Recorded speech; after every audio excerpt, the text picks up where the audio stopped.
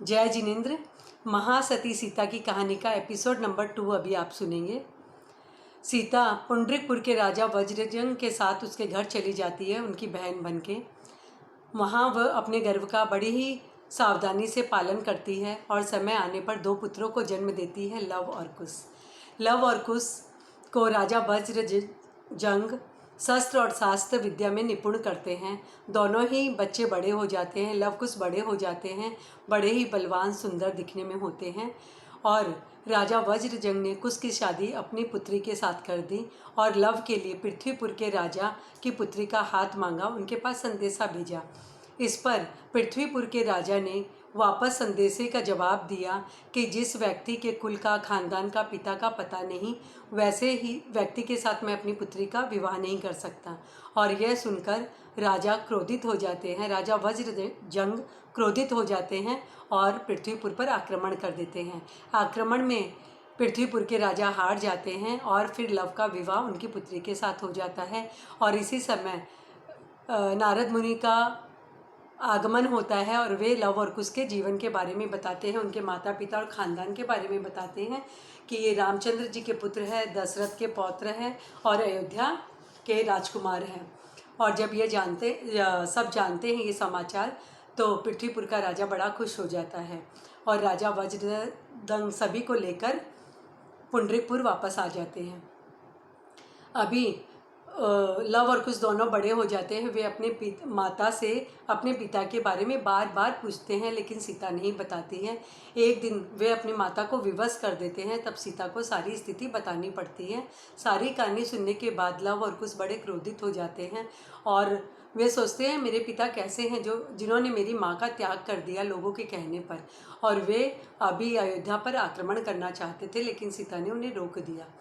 लेकिन वे एक बार मौका देखकर अपने मामा वज्रजंग की सहायता से उनकी सेना लेकर अयोध्या पर आक्रमण कर देते हैं।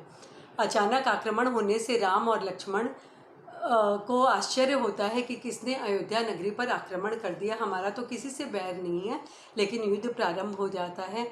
राम और लक्ष्मण की तरफ से भी युद्ध का जवाब दिया जाता है और अंत में लक्ष्मण ने अपना चक्र छोड़ा लव और कुश के लिए।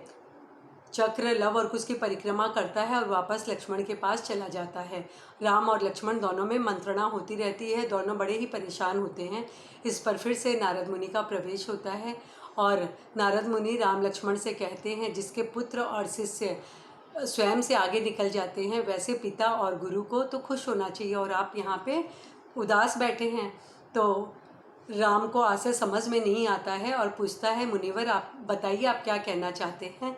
तो इस पर नारद मुनि कहते हैं कि ये आप ही के पुत्र हैं, ये माता सीता के पुत्र लव और कुश है।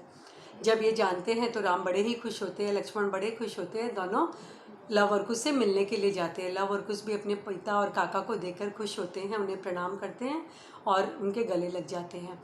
अभी राम ने लक्ष्मण को आदेश दिया कि सीता को ससम्मान अयोध्या लाया जाए।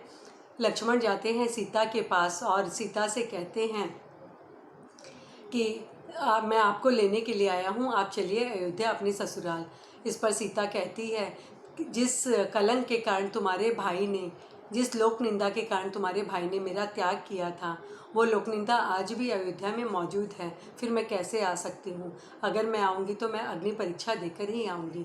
और इस पर वे अग्नि परीक्षा की तैयारी करती है। विशाल कुंड में अग्नि जलती है, अग्नि की लपटें आसमान को छूने वाली होती है। सारी अयोध्या नगरी वहाँ इकट्ठा हो जाती है और सब बातें करते हैं, सीता का इतना कोमल शरीर और इतनी भव्य अग्नि को वो कैसे सहन कर पाएगा। कुछ लोग रोने लग जाते हैं, ऐसा सारा माहौल बन जाता है। सीता अग्नि से कहती है, तुम ही मेरे धर्म और अधर्म की साक्षी हो, मैंने राम के अलावा किसी पुरुष के लिए कभी सोचा भी नहीं, और अगर मैंने किसी के लिए सोचा हो तो मेरा शरीर जल के भस्म हो जाए, अन्यथा अग्नि तू मेरी रक्षा करना। और ये कहकर अग्नि में वो कूद पड़ती है। जैसे ही सीता अग्नि में कूदती है, अग्नि शांत हो जाती है और कुंड में पानी भर जाता है और सीता एक कमल रूपी सिंहासन पे बैठी हुई दिखाई देने लगती है। सभी महासती सीता की जय जयकार करने लग जाते हैं। सीता ससम्मान अयोध्या के राजमहलों में पहुंच जाती है। यहाँ पर राजा रामचंद्र जी सीता से क्षमा मांगते हैं अपने कृत्य के लिए, बहुत पश्चाताप करते हैं। इस पर सीता उन्हें समझाती है, सभी मेरे कर्मों की वजह से हैं। मैंने ज़रूर कुछ ऐसे कर्म किए हैं, किसी को अंतराय दी थी, इसीलिए मुझे आपसे दूर रहना पड़ा। आप अफसोस न कीजिए, पश्चाताप न कीजिए। और इस तरह आश्वस्त करती है। कुछ दिन बीत जाते हैं। अब सीता राम से कहती है कि मुझे महलों में रहना रास नहीं आता। मैंने संसार को देखा, संसार के सुख दुख सारे रंग को देखे, लेकिन अब मैं अपनी आत्मा की शांति के लिए जीवन जीना चाहती हूँ। मैं दीक्षा लेना चाहती हूँ, मैं साधना करना चाहती हूँ। और सीता राम से बार बार विनती करती है और राम मना नहीं कर पाते हैं, सीता को आदेश दे देते हैं। सीता दीक्षा ग्रहण कर लेती है और अपने शेष जीवन को साधना में बिताती है। साधना करते करते वे अपने कर्मों का क्षय करती है, पुण्य का बंध करती है और सीता अपने आयुष्य को पूरा करके सीता का जन्म होता है स्वर्ग में। इस तरह अनेक दुखों, अनेक कष्टों को सहती हुई भी सीता अपनी सील पे कायम रहती है और अंत में अपने आप को साबित उन्हें करना पड़ता है अग्नि परीक्षा देकर। ये थी कहानी महासती सीता की जय जिनेंद्र। ये कहानी 2 एपिसोड में पूरी हुई है। अगर आप पहला एपिसोड नहीं सुनेंगे तो दूसरे एपिसोड का पार्ट आपको समझ में नहीं आएगा, इसीलिए आप दोनों एक साथ सुनने का लक्ष्य रखें। जय जिनेंद्र। इन 16 सतियों का एपिसोड आज ख़त्म हो रहा है। हमारा नया धारावाहिक शुरू होने वाला है। जैन कहानियों के अंतर्गत भगवान महावीर के 27 भाव और उसके 16 सतियों के बाद आप वो सब सुनने का लाभ ले सकेंगे। और हमारा लक्ष्य रहेगा कि हम आपको बड़े ही सीधे साधे शब्दों में, आपकी हमारी भाषा में हम आपको बता सकें। जय जिनेंद्र।